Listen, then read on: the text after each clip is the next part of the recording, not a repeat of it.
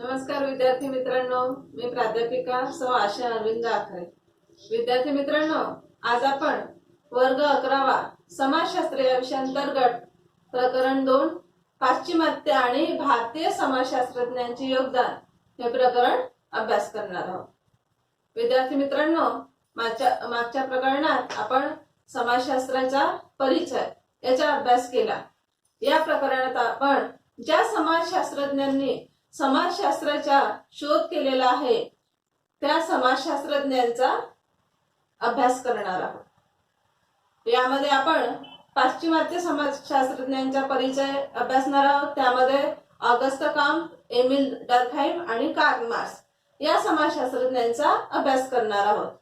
तसेच भारतीय समाजशास्त्रज्ञांचा परिचय यामध्ये doctor G S. Ghurye, doctor M N. Srinivas आणि डॉक्टर इरावती कर्वे यांचा अभ्यास करणार आहोत। मित्रांनो, ऑगस्ट कॉम्ट आणि एमिल डर्कहाइम यांनी फ्रान्समध्ये समाजशास्त्राचा पाया रचला। त्यामुळे फ्रान्स ही समाजशास्त्राची जन्मभूमी मानली जाते। कोणी पाया रचला? ऑगस्ट कॉम्ट आणि एमिल डर्कहाइम। आणि समाजशास्त्राची जन्मभूमी कोणती आहे? फ्रान्स ही आहे।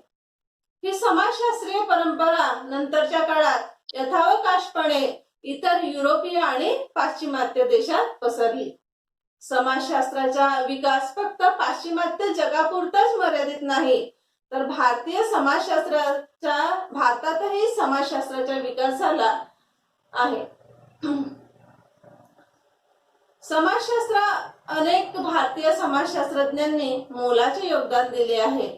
या पाठात आपण ऑगस्ट कॉम्ट, एमिल डर्कहाइम व कार्ल मार्क्स हे पाश्चिमात्य विचारवंत, तसेच doctor G S. Ghurye, doctor M N. Srinivas आणि डॉक्टर इरावती कर्वे हे भारतीय विचारवंत अशा 6 समाजशास्त्रीय विचारवंतांचे योगदान अभ्यासणार आहोत। या प्रत्येक समाजशास्त्रज्ञाने समाजशास्त्राच्या व्यापक क्षेत्राहून महत्त्वाचे संशोधन केले आहे। त्यांच्या अभ्यासाविषयाशी व क्षेत्राशी निगडीत अनेक महत्त्वपूर्ण संकल्पना त्यांनी विकसित केल्या। तसेच सामाजिक वर्तनाचे स्पष्टीकरण देताना अनेक दिशादर्शी सिद्धांताची निर्मिती सुद्धा केलेली आहे। मित्रांनो, सर्वप्रथम आपण पाश्चिमात्य समाजशास्त्रज्ञांचा परिचय अभ्यासणार आहोत। सर्वात प्रथम अभ्यासूया आपण ऑगस्ट कॉम्ट। ऑगस्ट कॉम्ट यांची कारकीर्द 1798 ते 1857 पर्यंतची होती। ऑगस्ट कॉम्ट यांना समाजशास्त्राचा जनक मानले जाते। त्यांचा जन्म 19 जानेवारी 1798 मध्ये फ्रान्समध्ये मॉन्टपेलियर येथे झाला। ते बंडखोर वृत्तीचे व प्रस्थापित व्यवस्थेला आव्हान देणारे होते। ते गणितज्ञ व तत्ववेत्ते सुद्धा होते। वयाच्या अवघ्या 14व्या वर्षी त्यांनी समाजाच्या पुनर्रचनेची गरज व्यक्त केली होती। त्यांनी 3 अवस्थांचा नियम, प्रत्यक्षवाद, विज्ञानाचे वर्गीकरण असे सिद्धांत मांडले। कोणते सिद्धांत मांडले? 3 अवस्थांचा नियम, प्रत्यक्षवाद आणि विज्ञानाचे वर्गीकरण असे सिद्धांत त्यांनी मांडले। समाजशास्त्राचे वर्णन करताना त्यांनी स्थितिशीलता आणि गतिशीलता या घटकाचा विचार केला। त्यांचे असे मत होते की ज्याप्रमाणे मानवी मनाची उत्क्रांती होते त्याचप्रमाणे समाज मनाचीही होते। प्रत्येक व्यक्तीचा विकास बालपण, त्यानंतर चौकस पौगंडावस्था व या अवस्थेतून होतो, तसाच समाजाचा विकासही अशाच अवस्थांमधून होतो असे त्यांचे मत होते। कॉम्टचे सामाजिक तत्वज्ञान हे मानवी विचारांच्या 3 अवस्थांच्या संकल्पनेवर आधारित आहे। मित्रांनो, कॉम्टच्या 3 अवस्थांचा सिद्धांत अतिशय महत्त्वाचा आहे। तुम्हाला परीक्षेमध्ये हे वारंवार विचारले जाते। त्यांच्या मते मानवी ज्ञान हे उत्क्रांतीच्या 3 अवस्थांतून संक्रमित होत गेले आहे। त्यांनी 3 अवस्था सांगितलेल्या आहेत। कोणत्या 3 अवस्था आहेत त्या? पहिला आहे धार्मिक अवस्था, दुसरं तात्विक किंवा आध्यात्मिक अवस्था आणि तिसरं वैज्ञानिक किंवा प्रत्यक्षवादी अवस्था. सर्वप्रथम आपण अभ्यासणार आहोत पहिली अवस्था धार्मिक किंवा धर्मशास्त्रीय अवस्था. या पहिल्या अवस्थेत मानवाच्या विचार आणि कल्पनांवर पूर्णपणे अलौकिक आणि अनैसर्गिक घटकांचा पगडा होता. म्हणजेच मानवाला वाटत होते की जे काही घडते ते सर्व परमेश्वरच घडून आणतो. माणसाच्या देवावर आणि अमानवी शक्तींवर आत्यंतिक विश्वास होता. सर्व नैसर्गिक आपत्ती या देवाच्या कोपामुळे घडून येतात असे मानवाला वाटत होते. त्यानंतर दुसरी अवस्था आहे आध्यात्मिक किंवा तात्विक अवस्था. या अवस्थेलाच वैचारिक विकासाची अमूर्त अवस्था असे म्हटले जाते. या अवस्थेत अतींद्रिय अमानवी शक्तींवरील विश्वास हळूहळू अमूर्त स्वरूपाच्या शक्तींवर बसू लागतो. या अमानवी शक्तींमुळेच मानवाच्या आणि निसर्गाच्या सर्व हालचाली नियंत्रित होत असतात असे मानले जाते. त्यानंतरची तिसरी अवस्था आहे वैज्ञानिक किंवा प्रत्यक्षवादी अवस्था. कामच्या मते ही मानवी विचारांची सुधारित वैज्ञानिक अवस्था असते. कल्पनांची जागा निरीक्षणांनी घेतलेली असते. प्रत्येक गोष्टीची कारणमीमांसा करणे, परीक्षण करणे या गोष्टींना या अवस्थेत महत्त्व प्राप्त होते. कामतला समाजशास्त्राचा विकासही अशाच अवस्थांमधून अपेक्षित होता. म्हणूनच हा 3 अवस्थांचा नियम त्याने ज्ञान, सामाजिक संघटन आणि इतर घटकांनाही लागू केला आहे. त्यानंतर आपण अभ्यासणार आहोत एमिल डर्कहाइम. एमिल डर्कहाइम यांची कारकीर्द 1858 ते 1917 पर्यंतची आहे. फ्रान्समधील एपिनल या खेड्यात 15 एप्रिल 1858 रोजी डर्कहाइमचा जन्म झाला. ते अत्यंत हुशार विद्यार्थी म्हणून त्यांना कॉलेजमध्ये अनेक बक्षिसे व पुरस्कारांनी सन्मानित करण्यात आले होते. डर्कहाइमने सामाजिक तथ्य, सामाजिक ऐक्य, सामूहिक प्रतिनिधित्व, सामाजिक मूल्ये, ज्ञानाचे समाजशास्त्र आणि समाजातील नैतिकता, गुन्हा आणि शिक्षा यांवर आपल्या अभ्यासात भर दिला आहे. त्यांनी आत्महत्येचा सिद्धांत मांडला. मित्रांनो, एमिल डर्कहाइम यांच्या आत्महत्येचा सिद्धांत अतिशय प्रसिद्ध आणि अतिशय महत्त्वाचा आहे. तुम्हाला परीक्षेमध्ये या आत्महत्येच्या सिद्धांतांवर अनेक प्रश्न विचारले जातात. डर्कहाइमने आत्महत्येचे विस्तृत असे विवेचन त्यांच्या ल सुसाइड या ग्रंथात केले आहे. कोणत्या ग्रंथामध्ये केले आहे? ल सुसाइड. त्यांच्या मते आत्महत्या एक सामाजिक तथ्य आणि घटना आहे. काय म्हणतात डर्कहाइम? आत्महत्या हे एक सामाजिक तथ्य आणि घटना आहे.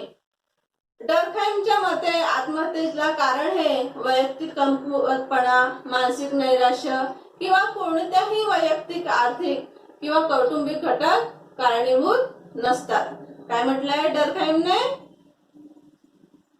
आत्महत्येचे कारण हे वैयक्तिक कमकुवतपणा, मानसिक नैराश्य किंवा कोणतेही वैयक्तिक किंवा कौटुंबिक घटक कारणीभूत नसतात.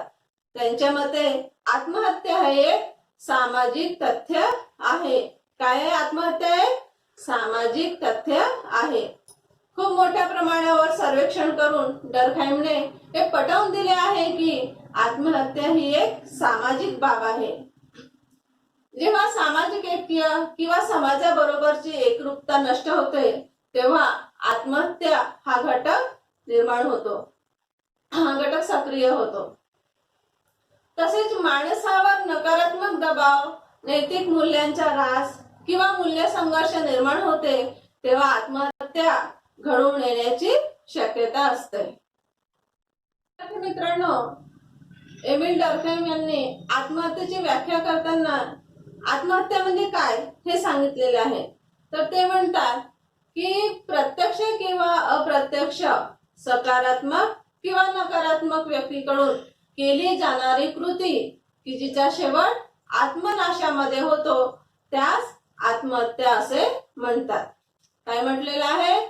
प्रत्यक्ष किंवा अप्रत्यक्ष, सकारात्मक किंवा नकारात्मक व्यक्तीकडून केली जाणारी कृती की जिच्या शेवट आत्मनाशामध्ये होतो त्यास आत्महत्या असे म्हणतात. अशी कृती की जिच्याने आत्मनाश होईल त्या कृतीला आत्महत्या असे म्हणतात. म्हणजे अशी कृती ज्यामुळे व्यक्तीचा आत्मनाश होतो त्या कृतीला काय म्हणतात? आत्महत्या असे म्हणतात. डर्कहाइमने आत्महत्येचे प्रकार सांगितलेले आहेत. आत्महत्येचे प्रकार पुढील प्रमाणे आहेत. पहिला आहे आत्मकेंद्रित आत्महत्या, दुसरा आहे नियमविरहित किंवा प्रमाणक-शून्य आत्महत्या, तिसरा आहे परार्थवादी किंवा परहितवादी आत्महत्या आणि चौथा आहे दैववादी आत्महत्या. तर सर्वप्रथम आपण अभ्यास करणार आहोत आत्मकेंद्रित आत्महत्या. जेव्हा व्यक्ती समाजापासून वेगळी होते तेव्हा एकटेपणाची भावना निर्माण होते किंवा त्याला समाजात कोणतेही महत्त्व राहिले नाही असे वाटू लागते, तेव्हा ती व्यक्ती स्वतःला संपवण्याचा प्रयत्न करते. काय आहे आत्मकेंद्रित आत्महत्या? म्हणजे जेव्हा व्यक्ती समाजापासून वेगळी होते तेव्हा एकटेपणाची भावना निर्माण होते किंवा समाजात त्याला कोणतेही महत्त्व राहिले नाही असे वाटू लागते, तेव्हा ती व्यक्ती स्वतःला संपवण्याचा प्रयत्न करते. व्यक्ती जेव्हा स्वतःतच रममाण झालेली असते आणि समाजातील इतर कोणाशी देणे घेणे राहत नाही त्यावेळेस व्यक्ती आत्मकेंद्रित आत्महत्या करते. ज्या व्यक्ती एकलकोंड्या, आत्ममग्न असतात किंवा ज्यांची इतरांबरोबर राहण्याची इच्छाशक्ती नष्ट झालेली असते त्या या प्रकारची आत्महत्या करतात. मित्रांनो, मानव हा समाजशील प्राणी आहे. त्याला समाजाची खूप जवळीकता आवश्यक असते, त्याला समाजात राहणे आवश्यक असते.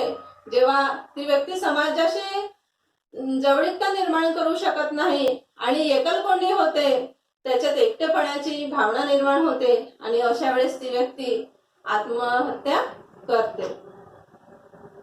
त्यानंतरचं दुसरं आहे नियमविरहित किंवा प्रमाणक शून्य आत्महत्या. नियमांचा ऱ्हास, कायद्यांचे उल्लंघन, मूल्यांचे अवमूल्यन अशा परिस्थितीत नियमविरहितता असे म्हणतात. अचानकपणे निर्माण झालेल्या एखाद्या परिस्थितीशी जुळवून घेण्यास व्यक्ती जेव्हा असमर्थ ठरते तेव्हा नियमविरहित आत्महत्या केली जाते. केव्हा केली जाते नियमविरहित आत्महत्या? अचानकपणे निर्माण झालेल्या एखाद्या परिस्थितीशी जुळवून घेण्यास व्यक्ती जेव्हा असमर्थ ठरते तेव्हा नियमविरहित आत्महत्या केली जाते. डर्कहाइमच्या मते जेव्हा आर्थिक मंदी किंवा खूप भरभराट होते तेव्हा नियमविरहित आत्महत्या घडतात. मित्रांनो, जेव्हा शेअर बाजार पडतो त्यावेळेस मंदीचं वातावरण निर्माण होते आणि अशा वेळेस व्यक्ती त्या परिस्थितीशी जुळवून घेण्यास असमर्थ ठरते. त्यामुळे ती व्यक्ती मग आत्महत्या करते आणि त्या आत्महत्येलाच नियमविरहित आत्महत्या असे म्हटले जाते. त्यानंतरचा आहे परार्थवादी किंवा परहितवादी आत्महत्या. हा प्रकार आत्मकेंद्रित आत्महत्येच्या अगदी विरोधी स्वरूपाचा आहे. यात व्यक्ती समाजाबरोबर इतकी एकरूप होते आणि समाजात इतरांचे भले व्हावे म्हणून आत्महत्या करण्यासाठी प्रवृत्त होते. काय आहे परार्थवादी आत्महत्या किंवा परहितवादी आत्महत्या म्हणजे काय आहे? तर यात व्यक्ती समाजाबरोबर इतकी एकरूप होते आणि समाजात इतरांचे भले व्हावे म्हणून आत्महत्या करण्यास प्रवृत्त होते. ही मूल्यधिष्ठित कृती मानली जाते. मित्रांनो, पूर्वीच्या काळी सती प्रथा होती. तर ही सती प्रथामध्ये स्त्रिया लोकांचे कल्याण व्हावे म्हणून स्वतः पतीच्या पार्थिवावर बसून स्वतःला जाळून घेत होते आणि हीच परार्थवादी आत्महत्या होती. म्हणजे इतरांचे भले व्हावे यासाठी ती स्त्री स्वतःची हत्या करत होती. तर ती परार्थवादी आत्महत्यामध्ये हे मोडत होते. त्यानंतरचं आहे दैववादी आत्महत्या. जेव्हा अतिरिक्त सामाजिक दडपण आणि हस्तक्षेपामुळे व्यक्ती खचून जाते तेव्हा या प्रकारची आत्महत्या घडते. केव्हा होते दैववादी आत्महत्या? अतिरिक्त सामाजिक दडपण आणि हस्तक्षेपामुळे व्यक्ती खचून जाते तेव्हा या प्रकारची आत्महत्या घडते. आत्महत्येच्या सिद्धांताची मांडणी करताना डर्खाइमने सामाजिक घटक, सामाजिक परिस्थिती हे कसे आत्महत्येस जबाबदार घटक असतात व आत्महत्या हे कसे सामाजिक तथ्य आहे हे स्पष्ट करण्याचा प्रयत्न केला आहे.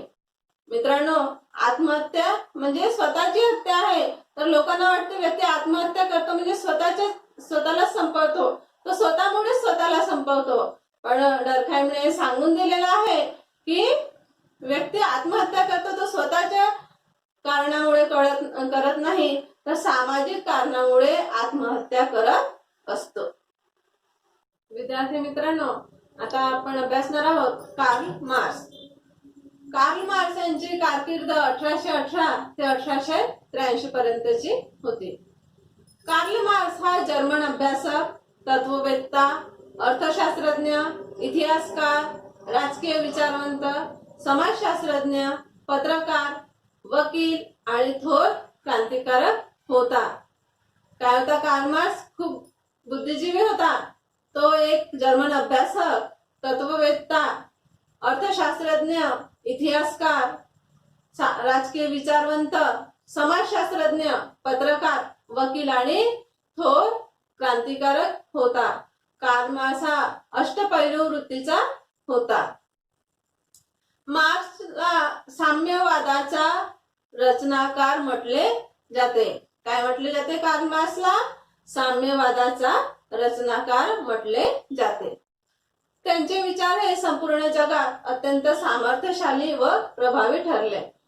मार्क्सचा वर्ग संघर्षाचा सिद्धांत अतिशय महत्वाचा आहे. मित्रांनो, वर्ग संघर्ष म्हणजे काय?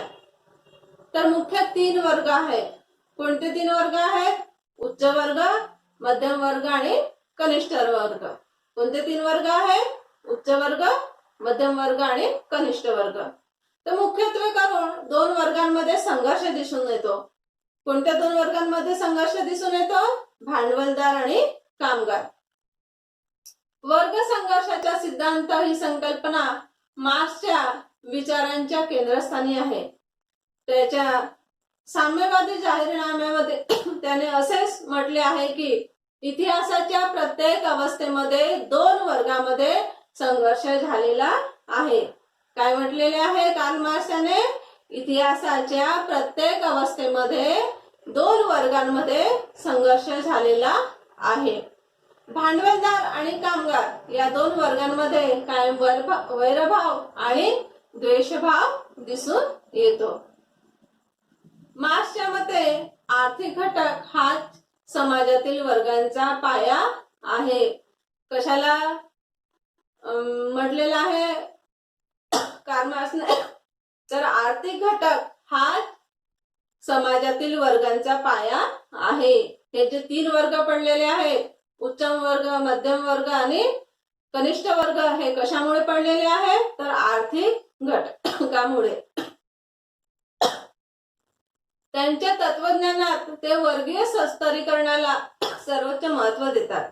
त्यांनी इतिहासाच्या अन्वयार्थ वर्ग संघर्षाच्या दृष्टिकोनातूनच मांडला आहे.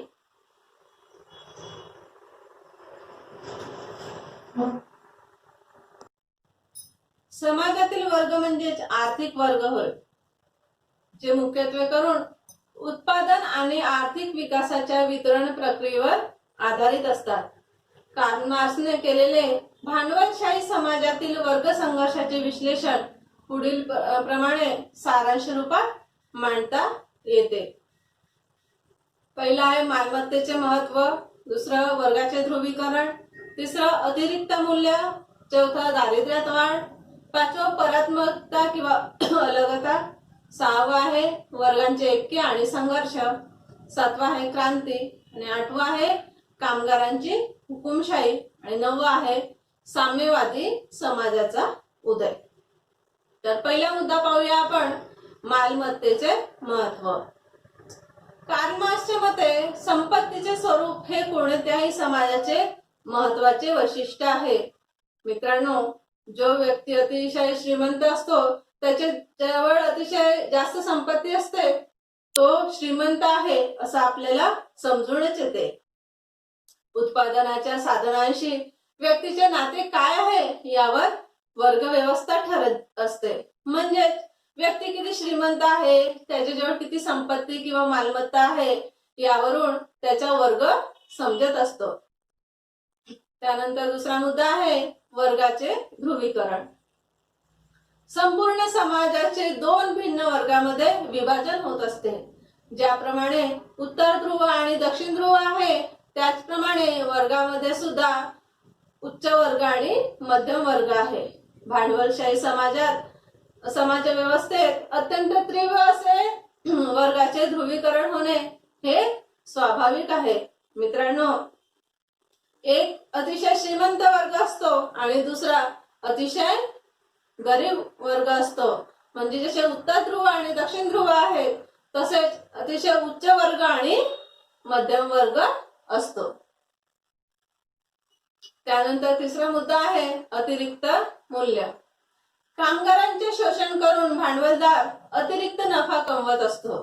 कामगारांना जास्तीत जास्त काम करण्यास भांडवलदार सक्ती करतात, पण त्याचा मोबदला मात्र त्यांना दिला जात नाही. मित्रांनो, भांडवलदार कामगारांकडून अतिरिक्त काम करतात. ओव्हर टाइम करून घेणे, जास्तीत जास्त काम करून घेणे, कमी वेळामध्ये त्यांच्याकडून जास्त काम करून घेणे, अशा प्रकारचे प्रयत्न भांडवलदार करत असतात. पण मात्र त्यांना त्याचा मोबदला देत नाही. त्यांच्याकडे आपलाच फक्त स्वार्थ करून घेणे एवढे भांडवलदाराची वृत्ती असते. मात्र या गरीब वर्गाकडे हा भांडवलदार लक्ष देत नाही, त्याच्या शोषण तो करत असतो. त्यानंतरचा मुद्दा आहे दारिद्र्यात वाढ. कामगारांच्या वाढत्या शोषणातून कामगार वर्गाच्या दारिद्र्यात वाढ होत असते. मार्क्सच्या मते हे दारिद्र्य हा साधनांच्या दुर्मिळतेमुळेचा परिणाम नसून तो कामगारांच्या शोषणाचा परिणाम आहे. मित्रांनो, हे भांडवलदार या कामगारांचे शोषण करतात, त्यांच्याकडून अतिरिक्त काम करून घेतात, मात्र त्यांना योग्य मूल्य मात्र दिले जात नाही, त्यांचा मोबदला मात्र दिला जात नाही. आणि त्यामुळे कामगार हा अतिशय गरीब होत जातो, तो दारिद्र्य होत जातो आणि त्याच्या दारिद्र्यात वाढ होण्याचे कारण म्हणजे त्याचे शोषण असते. त्यानंतरचा मुद्दा आहे परात्मता किंवा अलगता. आर्थिक शोषण आणि अत्यंत प्रतिकूल परिस्थिती यामुळे कामगारांना परात्मतेला समोर जावे लागते. मित्रांनो, परात्मता म्हणजे त्या कामाबद्दल आपल्या मनात निर्माण झालेली विरक्ती किंवा अलगता, त्या कामाबद्दल आपल्याला आनंद न वाटणे, उत्साह न वाटणे, काम करण्याची इच्छा न जागृत होणे किंवा मनापासून काम करण्याची इच्छा जागृत न होणे, यालाच परात्मता असे म्हटले जाते. कामगार हा मनापासून काम करत नाही, त्यांना नाईलाजाने काम करावे लागते. त्यांची कामाबद्दलची आवड कमी होत असते. म्हणजेच कामगार हा स्वतःपासून, कामापासून आणि उत्पादनापासून अलग किंवा परात्म होतो. त्यानंतरचा मुद्दा आहे वर्गाचे ऐक्य किंवा संघर्ष. वाढत्या वर्गविषयक जाणीवेमुळे एका वर्गातील व्यक्तींमध्ये एकात्मता वाढत जाते व विरुद्ध वर्गाबद्दल अत्यंतिक द्वेषभाव वाढतो. यातूनच कामगार युनियनची निर्मिती होते, सामूहिक संपाचे वातावरण निर्माण होते. मित्रांनो, अशा प्रकारे कामगारांचे शोषण होत असले, त्यामुळे ह्या कामगार वर्गामध्ये ऐक्य निर्माण होतो आणि दोन वर्गामध्ये मग संघर्ष निर्माण होतो. भांडवलदार आणि कामगार या दोन वर्गामध्ये संघर्ष निर्माण होतो. त्यानंतरचा मुद्दा आहे क्रांती. या वर्ग संघर्षाचा शेवट क्रांतीने होतो. यामुळे भांडवलशाही समाजाच्या रचनेचा ऱ्हास होतो मध्यमवर्गीयांच्या मनात क्रांतीचे वातावरण निर्माण होते. ते अन्यायाविरुद्ध लढा देण्यासाठी क्रांती घडवून आणतात. मित्रांनो, अन्याय झाला की कामगारांच्या मनामध्ये त्याविरुद्ध चीड निर्माण होते. ते युनियन निर्माण करतात, संप करतात आणि क्रांती घडवून आणत असतात. त्यानंतरचा मुद्दा आहे कामगारांची हुकुमशाही. क्रांतीनंतर कामगारांची हुकुमशाही प्रस्थापित होते. भांडवलदार वर्गाच्या क्रांतीत अस्त होतो. कामगार अन्यायाविरुद्ध लढा देतात, आपल्या मागण्या पूर्ण करण्याचा प्रयत्न करतात. त्यानंतरचा मुद्दा आहे साम्यवादी समाजाचा उदय.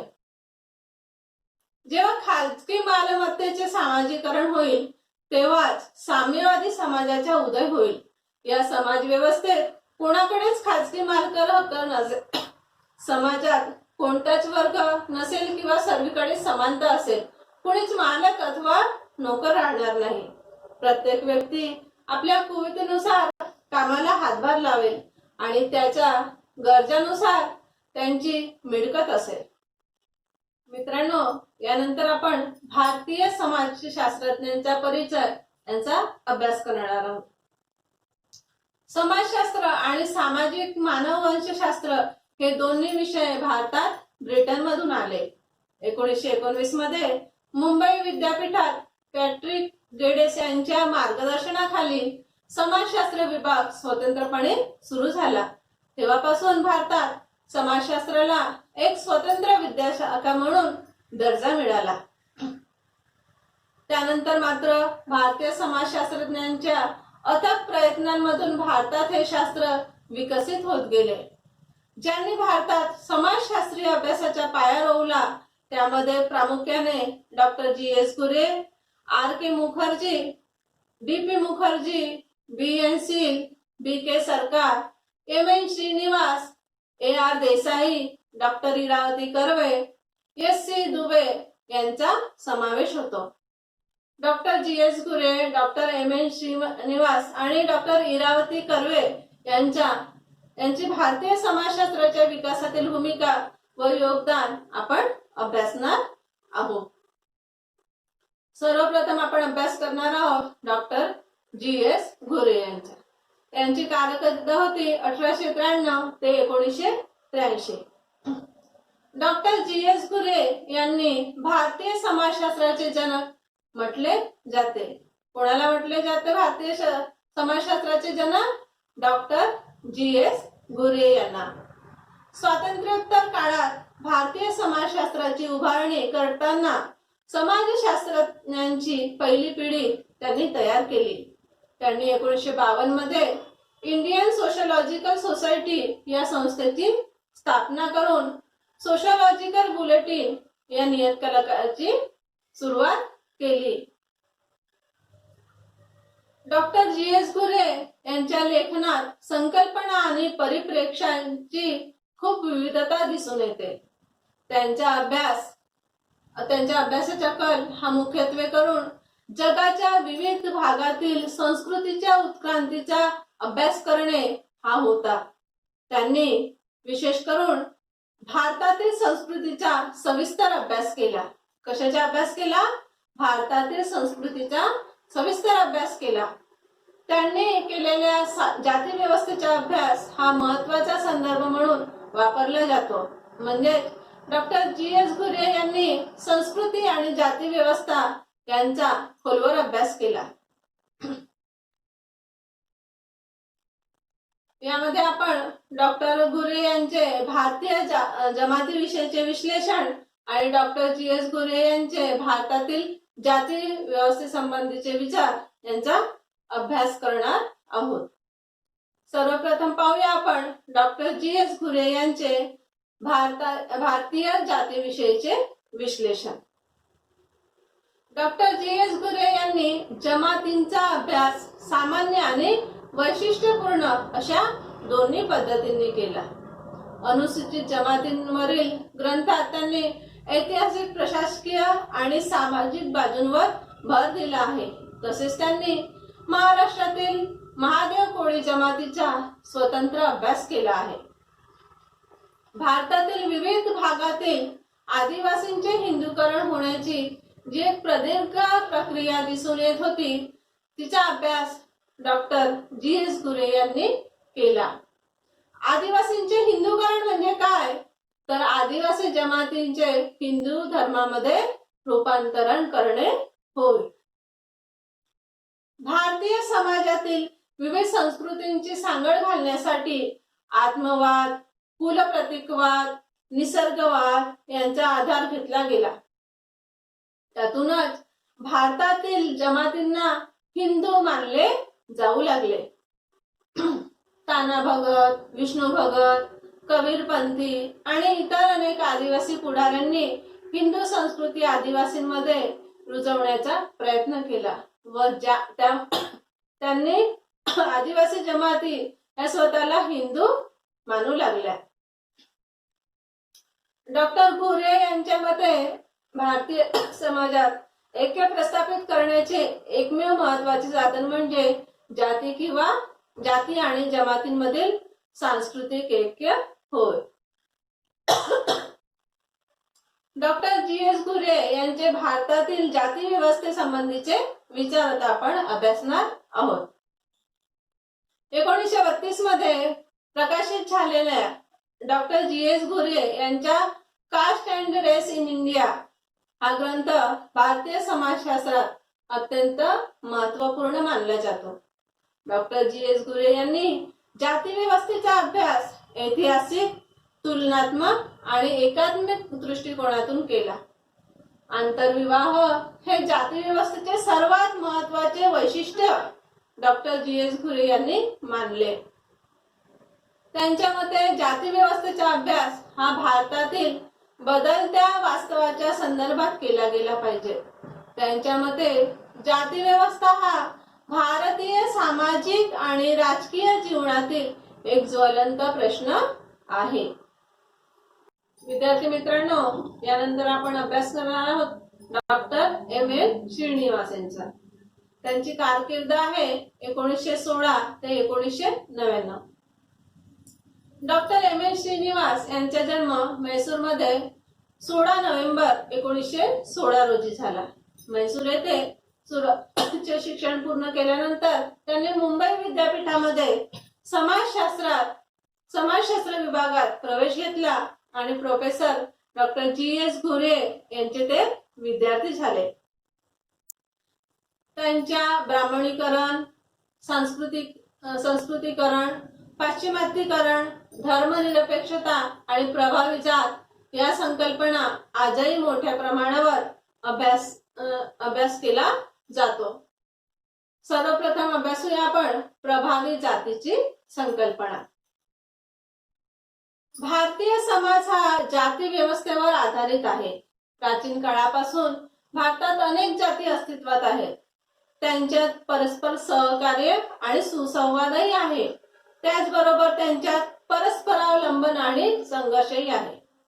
जेव्हा एखादी जात दुसऱ्या जातीवर प्रभाव गाजवते किंवा कनिष्ठ मानलेल्या जातीचे शोषण करते, तेव्हा संघर्ष निर्माण होतो. जेव्हा एखादी जात दुसऱ्या जातीवर प्रभाव गाजवते किंवा कनिष्ठ मानले जाते, तेव्हा जातीचे शोषण करते, तेव्हा संघर्ष निर्माण होतो. भारतात सर्वत्र जातीय विषमता आढळून येते. डॉक्टर श्रीनिवास यांच्या मते भारतीय समाज व्यवस्थेच्या चौकटीत असणाऱ्या सर्व जाती या वेगवेगळ्या स्थानावर आहेत. त्यांच्यात विषमता आहे. काही जाती या खूप असंघटित अवस्थेत आहेत, तर काही अत्यंत संघटित आहेत. त्यांच्याकडे सत्ता, प्रतिष्ठा आणि संख्याबळ आहे. त्यामुळे त्यांच्या समाजावर वेगळा प्रभाव असतो. अशा जातींना डॉक्टर श्रीनिवास हे प्रभावी जाती किंवा प्रबळ जात असे म्हणतात. मित्रांनो, सर्वप्रथम पाहूया आपण प्रभावी जातीची व्याख्या. काय म्हणतात डॉक्टर एम.एल. श्रीनिवास? जेव्हा एखाद्या जातीचे संख्याबळ जेव्हा इतरांपेक्षा वाढते, त्यामुळे त्या जातीकडे आर्थिक आणि राजकीय सत्ता येते व त्यामुळे जेव्हा स्थानिक श्रेणी रचनेत त्यांचा दर्जा वाढतो तेव्हा त्या जातीला प्रभावी जात असे म्हणतात. कशाला म्हणतात प्रभावी जात? जेव्हा एखाद्या जातीचे संख्याबळ इतरांपेक्षा वाढते, म्हणजे त्या जातीतील लोकांची संख्या इतर जातीपेक्षा वाढते, त्यामुळे त्या जातीकडे आर्थिक आणि राजकीय सत्ता येते. साहजिकच संख्याबळ वाढलं की त्यांच्याकडे आर्थिक आणि राजकीय सत्ता येते. त्यामुळे जेव्हा स्थानिक श्रेणी रचनेत त्यांचा दर्जा वाढतो तेव्हा त्या जातीला प्रभावी जात असे म्हटले जाते. कशाला म्हटले जाते? संख्याबळ वाढते, आर्थिक आणि राजकीय सत्ता येते आणि दर्जा वाढतो तेव्हा त्या जातीला प्रभावी जात असं म्हटलं जाते. त्यांनी प्रभावी जात ही संकल्पना पुढील 6 घटकांच्या आधारे स्पष्ट केली आहे. पहिला घटक आहे मोठ्या प्रमाणावर लागवडी योग्य जमिनीची मालकी. दुसरा संख्याबळ.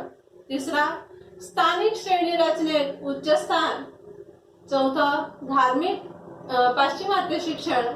पाचवं आर्थिक आणि राजकीय सत्तेचा उपभोग. सहावं जातीच्या सदस्यांनी उच्च व्यवसाय स्वीकारणे. श्रीनिवास यांनी काही प्रभावी जातीची उदाहरणे दिलेली आहेत. कर्नाटकातील लिंगायत आणि ओकलिंग, त्यानंतर आंध्र प्रदेशातील रेड्डी आणि कम्मा, केरळमधील नायर आणि येरवा आणि तामिळनाडूमधील गोंडर, मुदलियार आणि पदियाची. विद्यार्थी मित्रांनो, यानंतर आपण अभ्यास करणार आहोत डॉक्टर इरावती कर्वे यांचा. डॉक्टर इरावती कर्वे यांची कारकीर्द 1905 ते 1970 पर्यंत होती. डॉक्टर इरावती कर्वे यांचा जन्म 15 डिसेंबर 1905 रोजी म्यानमार मधील म्यानजार येथे झाला. नामवंत समाजसुधारक महर्षी धोंडो कर्वे यांच्या त्या सुनबाई होत्या. कोणाच्या सुनबाई होत्या? नामवंत समाजसुधारक महर्षी धोंडो कर्वे.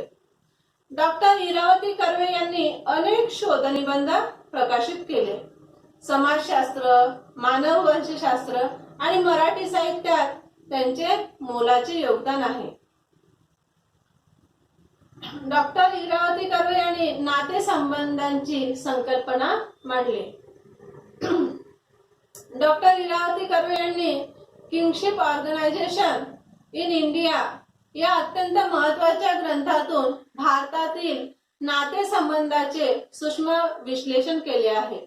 भारतातील नातेसंबंध ही त्यांनी मांडलेली संकल्पना ही सामाजिक व सांस्कृतिक संकल्पना आहे. भारतातील विविध भागांतील नातेसंबंधाचे तुलनात्मक चित्रण त्यांच्या नातेसंबंधावरील ग्रंथात आपल्याला दिसून येते. या ग्रंथात आपल्याला नातेसंबंधाबाबतच्या महत्वाच्या संकल्पना प्रमुख भारतीय भाषांमध्ये समजावून घेता येतात. तसेच त्यांच्या भाषिक आशय, वर्तन, दृष्टिकोन, वारसा हक्काबाबतचे नियम, विवाह आणि कुटुंबाचे प्रकार याबद्दलचे विस्तृत विश्लेषण समजते.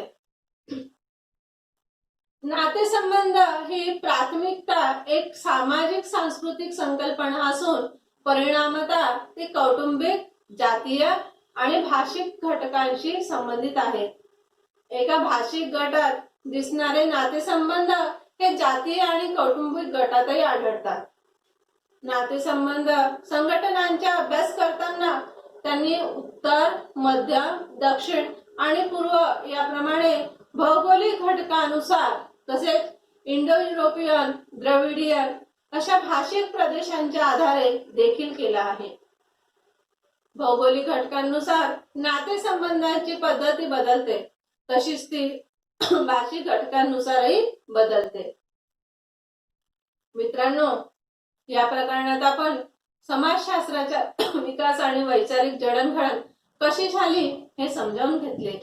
August Comte, Emile Durkheim, Karl Marx या युरोपियन तसेच doctor G S. Ghurye doctor M A Srinivas आणि डॉक्टर इरावती कर्वे या भारतीय विचारवंतांचे योगदान आपण पाहिले. या वैचारिक योगदानातून समाजशास्त्राचा पाया घातला गेला आहे हे आपण जाणून घेतले. मित्रांनो, कांटने 3 अवस्थांचा नियम हा समाजशास्त्रातील महत्त्वपूर्ण सिद्धांत मांडला. डर्कहाइमने आत्महत्या हे सामाजिक तथ्य मांडले व आत्महत्येचे 4 प्रकार सांगितले. मार्क्सने भांडवलशाही व्यवस्थेची मूलभूत चिकित्सा केली. त्यांचे महत्त्वाचे प्रतिपादन म्हणजे मानवी इतिहास हा वर्ग संघर्षाचा इतिहास आहे. मार्क्सचे वर्ग संघर्षाचे विश्लेषण हे आर्थिक घटकांवर आधारित आहे. Doctor G S. घुरे यांनी मुंबई विद्यापीठात स्वतंत्र समाजशास्त्र विभाग स्थापन केला. त्यांना भारतीय समाजशास्त्राचे जनक म्हटले जाते. प्रभावी जात ही संकल्पना डॉक्टर एम एल श्रीनिवास यांचे समाजशास्त्रातील महत्त्वाचे योगदान आहे.